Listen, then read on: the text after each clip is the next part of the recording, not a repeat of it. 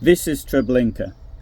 At this location between July 1942 and August 1943, around 900,000 people were murdered here or on their way here. Most of its victims died of suffocation either in the gas chambers or in the hellishly cramped wagons that brought them here, sometimes in the heat of summer. Today the location of the camp is a memorial. It's unlikely that anyone who saw it in 1942 would recognise it now. The monument was built in 1964 and what had been a lightly forested area is now a thickly forested area.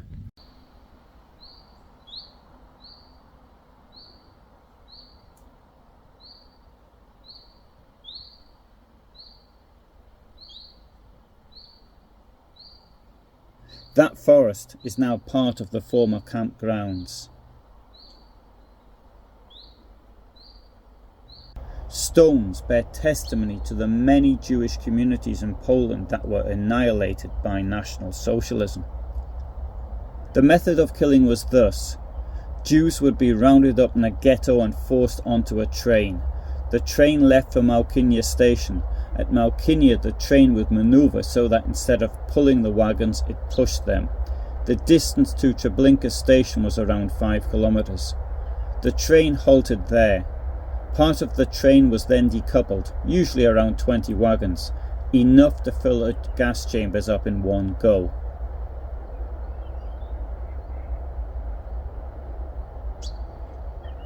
Then, that part of the train was pushed into the camp. At the camp, the victims were forced off the train and entered the camp grounds, men to the right and women and children to the left.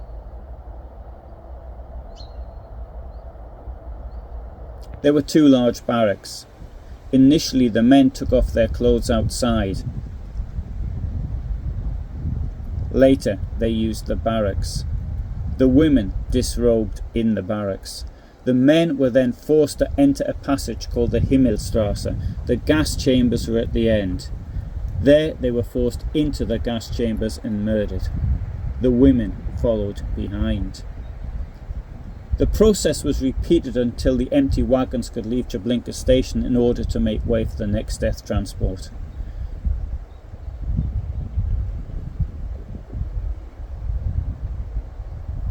For a location that killed so many people, Treblinka did not have many staff members. Treblinka was managed by around 20 to 25 SS overseers who were from Germany or from territory occupied by Germany such as Austria or the Sudetenland. There were also some 80 to 120 men from the Soviet Union. These were former Red Army prisoners who had volunteered to serve in German formations in order to get out of the prisoner of war camps where death by starvation was the only likely course. As they had been trained at the camp at Travniki, they became known as Travniki men.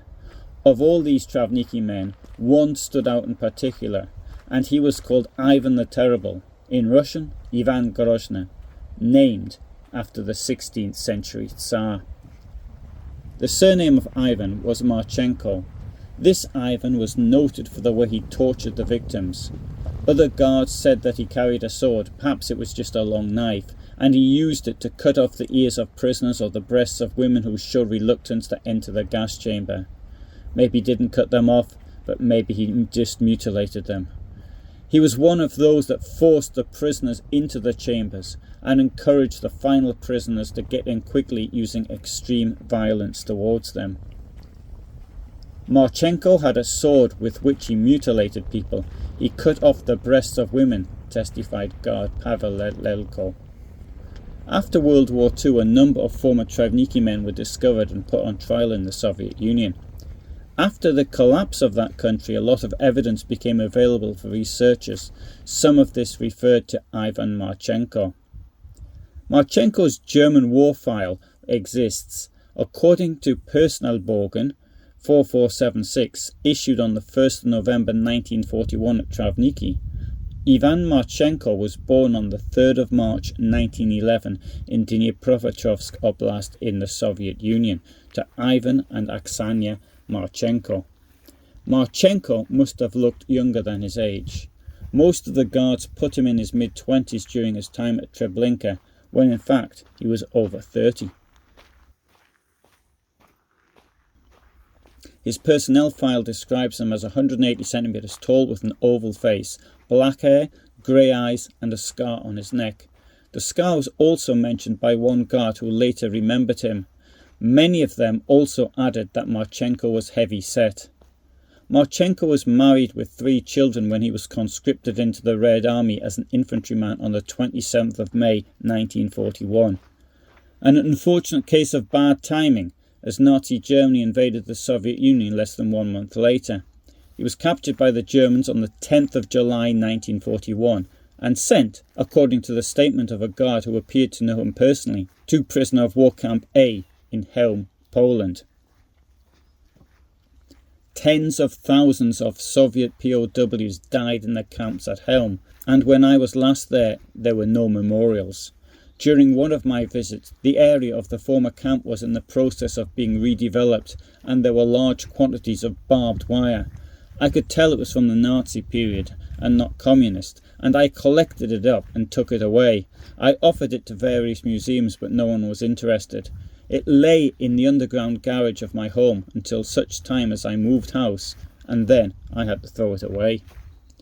In the same way as the Kremlin does not care to look after the memory of its World War II dead today, it didn't care to look after them then, nor did the Nazi Germany government who had captured them. Tens of thousands died of starvation, abuse and diseases. The only salvation for many was when commissions came around seeking out those who could prove useful to the Nazi war effort. In October 1941, Marchenko was selected, or volunteered, for Travniki.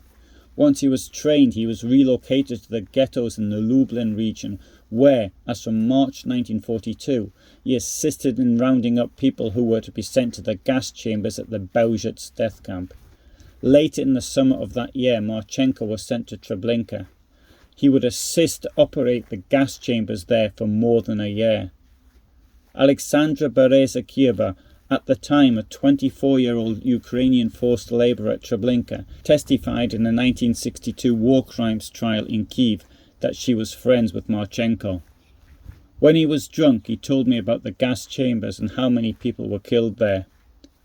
On the 2nd of August 1943, there was an uprising in the camp at Treblinka. One prisoner claimed to have killed Marchenko with a shovel, but that is not borne out by any other evidence. Nikolai Shaleyev was Marchenko's assistant at the gas chambers. He testified at his own trial that he and Marchenko left together for Trieste, Italy, where they worked at the San Saba concentration camp and in guarding warehouses. This is very likely, as a large number of the staff from the death camps in Poland were sent to San Saba, including those that oversaw the whole murder operation. According to Shaleyev, Marchenko disappeared in 1944, but he did see him once more, in Fiume, Narieka, where he was coming out of a brothel. That was in March 1945. He invited me to a nearby restaurant where he began to tell me about his escape from the Germans. Shaleyev told his interrogators. It would seem that Marchenko claimed to have gone over to the Yugoslavian resistance. Marchenko told me that he did not intend to return home at the end of the war, and that he wanted to stay in Fiume, where he had a Yugoslavian girlfriend whom he wished to marry, and that he wished to settle down. I never saw Ivan Marchenko again, Shaleyev said.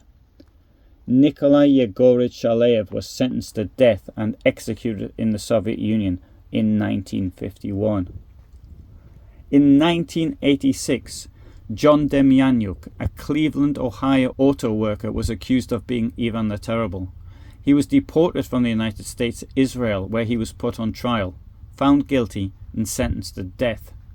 Whilst his case was being appealed before the Israeli Supreme Court, his defense located the home of Marchenko's first wife, Katerina. They were just too late. She had died in Kryvyi Rih, Ukraine, less than 2 months before John Demjanjuk's defense located her apartment. Marchenko had worked there as a miner before the war. His daughters Katerina and Halnia were too young to remember their father, and, according to Demjanjuk's son-in-law, Edward Nischnitz, had not been told what he had done during the war. Halnia, although distraught at the news, gave Nischnitz her parents' 1930s wedding photograph. So how did John Demyanjuk be mixed up with Ivan Marchenko? In 1975, American authorities obtained a list from the Soviet Union of 70 names of alleged Nazi collaborators who had emigrated to the United States. The name Ivan Demyanjuk appeared on it.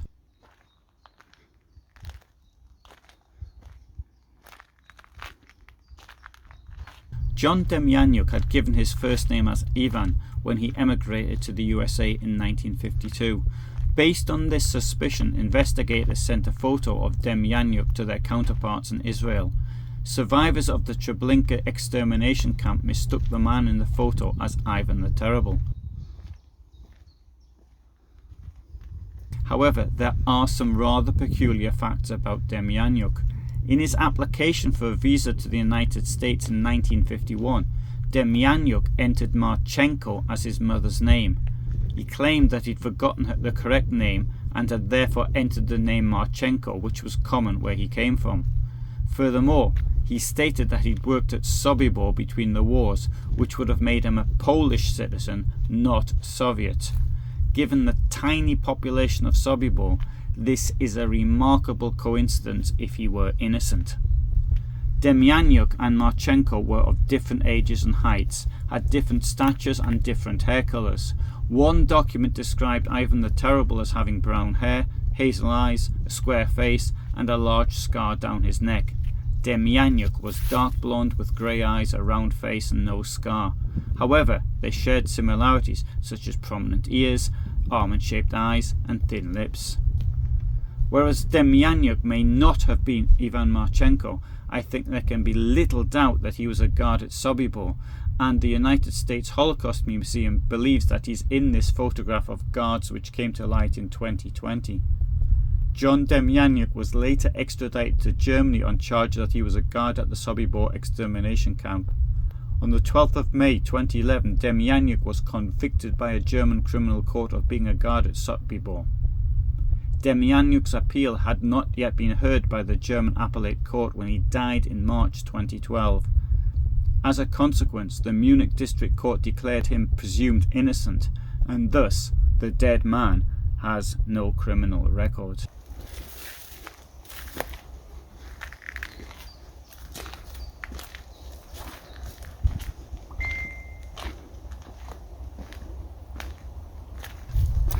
What happened to the real Marchenko? He might have stayed in Yugoslavia under a false name. He might have been killed in the war. He might have gone back to the Soviet Union or ended up somewhere else. All I know is that he disappeared.